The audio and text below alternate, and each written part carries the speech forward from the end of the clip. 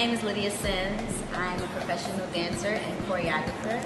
I go by the name of I Just Wanna Dance. That's kind of like my stage name, my choreographic name. And that's just what I want to do. I dance professionally in Los Angeles.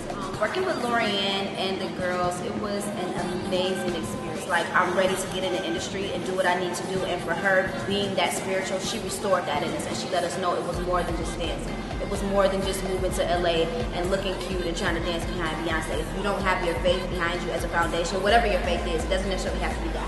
But if you don't have your faith behind you as a foundation, then you're not going to make it in the industry. So for me, it was like, this is what I've been missing all this time, and this is probably why things haven't been going the way I wanted them to, not just in dance, but just in life, period.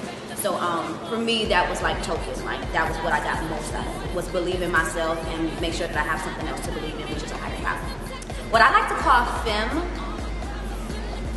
very sexy, it's raw, because I believe that I'm a raw dancer. I just have raw talent. Like, I haven't been trained all my life, so for me it just comes very natural.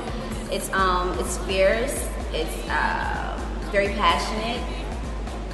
Yeah, that's what I'm gonna call it, femme, very sexy.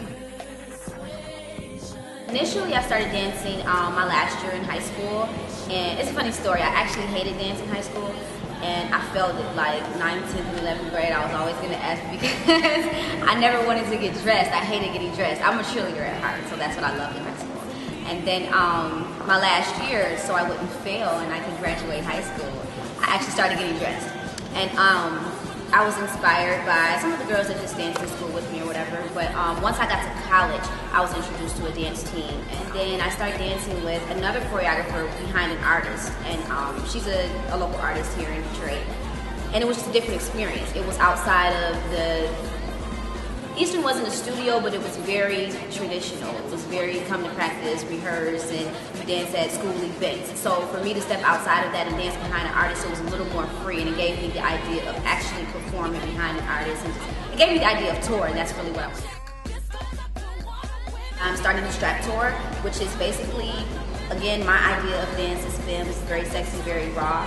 And being in the industry, I realized that a lot of people are getting away, a lot of women are getting away from what we naturally have. And in my mind, women are all naturally sexy.